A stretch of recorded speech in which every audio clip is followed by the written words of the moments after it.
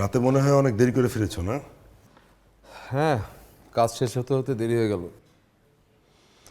পরীক্ষার খাতা কি দেখা হয়ে গেছে? আর বলবেন না কায়সার ভাই, ছেলেপেলের খাতা দেখে মনে হচ্ছে কাউকে চাকরি দেওয়া উচিত না। খুবই দুঃখজনক। ফরহাদ, সবার খাতা কি দেখেছো? না মানে সবাই বলতে আপনি সবাই বলতে কাকে বোঝাচ্ছেন সেটা আমি ভালো করে বুঝতে পারছি। হ্যাঁ, সবারটাই দেখা হয়েছে। ভালো, খুব ভালো। আমি তো জানি তুমি সবসময় পরিশ্রমী একটা ছেলে। এই আমি আসলে জানতে চাচ্ছি যে বিথির। হ্যাঁ, তা তো বুঝতেই পারছি, আর সেটা রেজাল্ট হলেই বুঝতে পারবেন।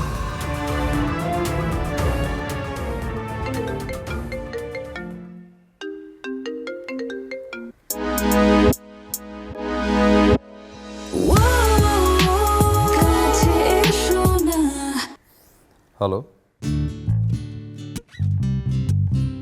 হ্যালো ভাইয়া, আমি তোমাকে কিছু লিস্ট পাঠাচ্ছি, তুমি আসার সময় সেগুলো নিয়ে আসবে।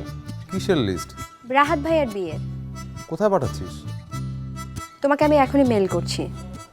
শোন ফারিয়া, আমি না আসলে সব কোনো কথা না ভাইয়া, আমি তোমাকে যা বলছি তুমি তাই করবে। আর আমাকে বেশ কিছু টাকা ধার দিবে, আসার সময় নিয়ে এসো। ধার কেন? আমি চাইছি আমাকে দিতে হবে, তুমি পারবে কিনা সেটা বলো। আচ্ছা, ঠিক আছে।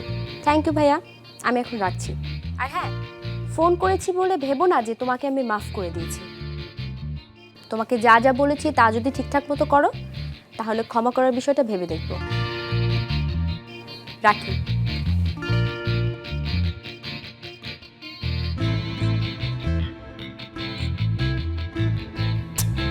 বিয়ের শপিং এর জন্য এত সময় আমি কোথায় পাবো? কার বিয়ের কেনাকাটা? রাহাতের? না, আমার বিয়ের কেনাকাটা। আপনারা? এটা আপনার জন্য। আমার জন্য? কি এটা? শার্ট?